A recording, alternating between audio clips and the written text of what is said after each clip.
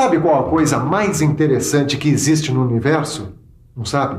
Pessoas. Existe alguma coisa mais interessante para a gente do que pessoas? Nenhuma tecnologia do mundo é mais interessante do que uma pessoa. Até porque por trás da tecnologia tem sempre uma pessoa. E se for uma pessoa interessada em aprender, em estudar, em crescer como você, aí sim, aí não tem tecnologia que possa ser mais interessante que uma pessoa. E para nós, que estamos estudando qualidade, não custa nada lembrar que quem faz a qualidade são as pessoas. Pessoas que, com as ferramentas certas na mão, fazem a qualidade aparecer. Agora a pergunta é essa. Você sabe quais são essas ferramentas? Quer saber? Então preste atenção nessa teleaula. Nesta teleaula, que é a última deste módulo, você vai conhecer as 7 ferramentas que ajudam no processo de implantação de um sistema de qualidade. A estratificação, o histograma, o diagrama de Pareto, o diagrama de causa e efeito, o diagrama de dispersão, a folha de verificação e o gráfico de controle. Como você está vendo, a teleaula de hoje é super importante para você aprender a trabalhar com qualidade, não é? Então fique ligado, porque para acabar com o bicho de 7 cabeças da baixa qualidade, só com as 7 ferramentas que estão chegando aí.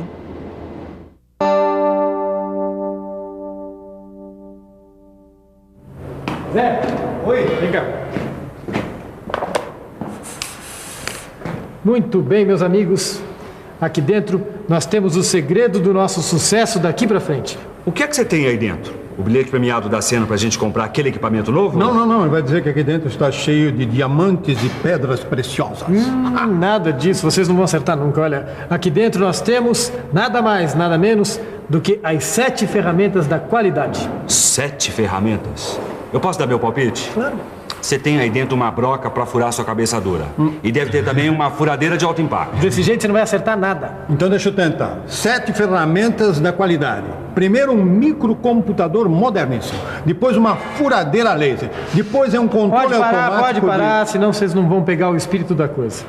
Então vamos tirar uma ferramenta de cada vez, tá bom? A primeira ferramenta é a estratificação. Estratificação?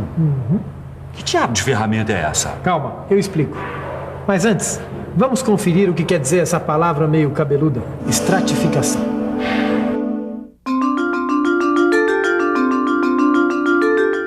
Estratificação, ato de estratificar, quer dizer separar coisas ou pessoas em conjuntos ou em determinados grupos. Bom, esse é o sentido geral da palavra estratificação. Agora vamos ver como fica a estratificação numa empresa a serviço da qualidade. A estratificação, como ferramenta de qualidade, é um método para separar em grupos, quer dizer, para estratificar. Para separar um conjunto de dados de modo que a gente perceba nesse conjunto um mesmo padrão. A gente faz uma estratificação, por exemplo, quando a gente examina a produção de acordo com os turnos de trabalho, para saber qual é o mais produtivo. Quando a gente divide os trabalhadores entre mais novos e mais experientes, para ver qual grupo comete menos erros, a gente também está estratificando. Assim como quando a gente divide a produção por dias da semana, por exemplo, para ver qual é o mais produtivo. Eu acho que eu entendi. A gente coleta esses dados aí, quer dizer, os dados estratificados, para ver se eles estão obedecendo algum tipo de padrão, é isso? Perfeito, João, acertou na mosca. Quer dizer que a gente vê o que se repete naquela parte que a gente estratificou e quais são as diferenças dela com as outras. Exatamente, Zé. Olha, eu tô vendo que vocês entendem tudo de estratificação, hein? Não é bem isso não, Derbal. Eu acho melhor você dar uma explicação bem clara de como funciona a estratificação. Olha aqui um exemplo de estratificação. Uma pesquisa eleitoral completa. Repare que a pesquisa divide os eleitores por região onde moram, por idade, sexo, nível social, nível escolar e por aí vai. É um bom exemplo do que a gente chama de estratificação. Lista de verificação. Pelo menos essa não vai precisar de dicionário. Mas vai precisar de uma boa explicação, hein, Aderbal? Ah, isso vai. Preste bem atenção na lista de verificação. A lista de verificação é a nossa segunda ferramenta para a qualidade. Veja, nela você pode levantar todos os dados sobre a qualidade de um produto. ou mesmo o número de ocorrências sobre um evento qualquer. Na verdade, a gente faz lista de verificação a toda hora, né? Até para fazer feira, a gente precisa de uma lista dessas. Basicamente é verdade. Só que como ferramenta de qualidade, a lista de verificação ajuda a gente a resolver problemas. Eu acho que o fator tempo entra nessa lista, não entra, Aderbal? Fator tempo? Tá virando cientista, Zé? Chique. Chique ou não, ele tem razão. O período de coleta de dados, assim como o tempo que a gente leva para coletar, eles entram nessa ferramenta de trabalho da qualidade. Tá, então vamos ver qual é a próxima ferramenta, Aderbal? Então vamos à próxima, que é histograma. Histograma? Ih, Zé, vai precisar de dicionário de novo.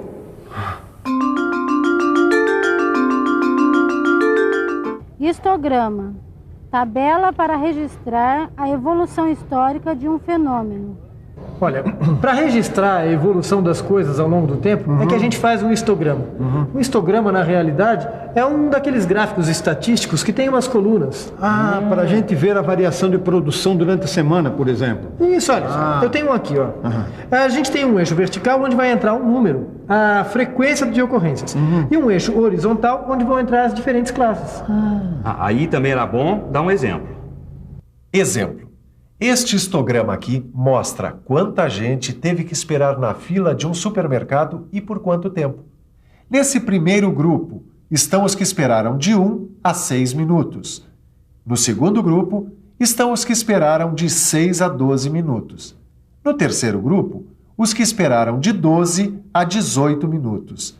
E assim por diante, até o último grupo, onde o pessoal teve que esperar de 30 a 36 minutos. Portanto, este histograma mostra que a espera máxima foi de 36 minutos, mas mostra também que muitas pessoas esperaram de 1 a 6 minutos, enquanto poucas pessoas esperaram de 30 a 36 minutos na fila. Muito bem, então vamos ao próximo da fila, que é... Diagrama de Pareto. Isso para mim é grego. Não, isso é italiano. Na verdade, Pareto foi o inventor do gráfico de coluna. A altura de cada coluna reflete a frequência do problema.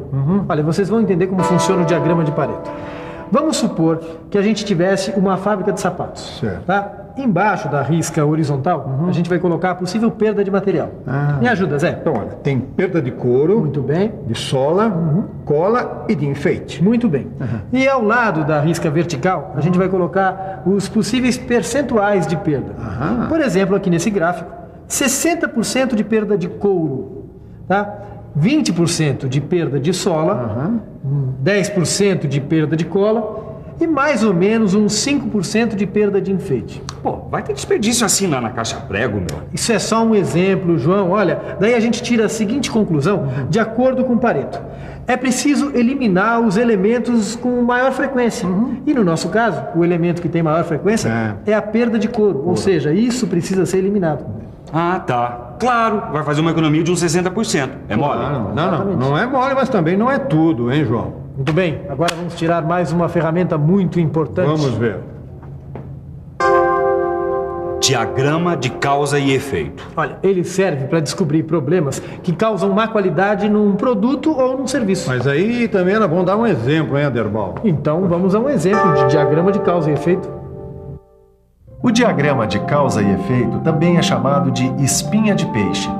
Ele parece uma grande seta que aponta para o problema. Veja, aqui aparecem as possíveis causas de problemas num restaurante. Desde a máquina, que pode ser um refrigerador com defeito, até a matéria-prima, que pode ser de má qualidade, passando pela mão de obra, que pode estar em falta, até o método, que pode incluir armazenamento inadequado ou poucas opções no cardápio. De qualquer jeito, os problemas que causam o efeito indesejado estão todos aí no diagrama, prontos para a gente analisar. Mas se o nosso amigo tirar mais uma ferramenta de qualidade daquela caixa de ferramentas, vai encontrar mais um diagrama. Quer ver? Diagrama de dispersão. É isso aí. Diagrama de dispersão tem sempre duas características, uma em relação à outra.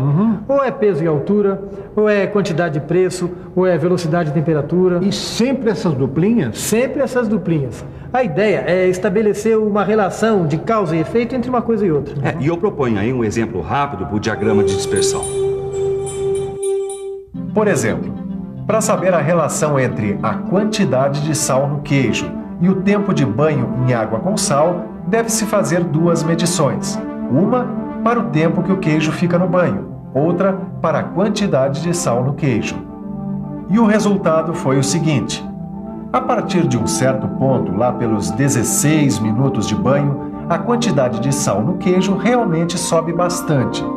Reparou-se também que não adianta deixar o queijo muito tempo além dos 18 ou 20 minutos, porque a quantidade de sal vai ficar praticamente a mesma. Mesmo assim, ainda está faltando uma ferramenta das 7 ferramentas de qualidade. Sabe qual é? Vamos à nossa última ferramenta, que é gráfico de controle.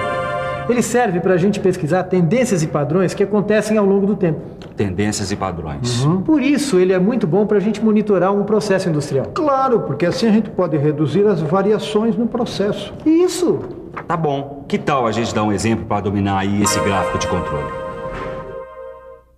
O gráfico de controle vai muito bem, por exemplo, para ajudar a resolver o problema de uma empacotadora, porque a quantidade do produto nos pacotes pode não estar correta. Foi resolvido o problema pesando-se tudo direitinho pacote por pacote e obteve-se o seguinte gráfico.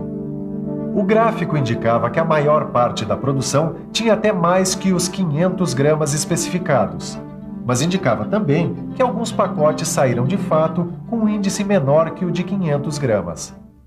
O Aderbal, vamos fazer o gráfico de controle aqui todo dia. É isso aí, meu chapa. Tá vendo por que as 7 ferramentas são os melhores instrumentos para manutenção da qualidade? O processo fica mais eficaz e o produto fica com qualidade. É, mas tem uma coisa que tem tudo a ver com a qualidade do ensino que a gente não falou aqui até agora. O quê? A revisão. A revisão é super importante para quem está aprendendo, não é, Aderbal? Pegou o espírito da coisa. E atenção, se liga aí que é hora da revisão. Na nossa teleaula de hoje, a gente aprendeu quais são as 7 ferramentas da qualidade. Você conheceu uma por uma: a estratificação, a folha de verificação, o histograma, o diagrama de Pareto, o diagrama de causa e efeito, o diagrama de dispersão e o gráfico de controle. Como eu falei no início dessa teleaula, todo mundo tem que fazer parte da qualidade. Agora é com você. Nosso curso de qualidade fica por aqui, mas você ainda vai fazer os exercícios e tem a oportunidade de experimentar no seu trabalho como se faz qualidade na prática. Boa sorte e até a próxima.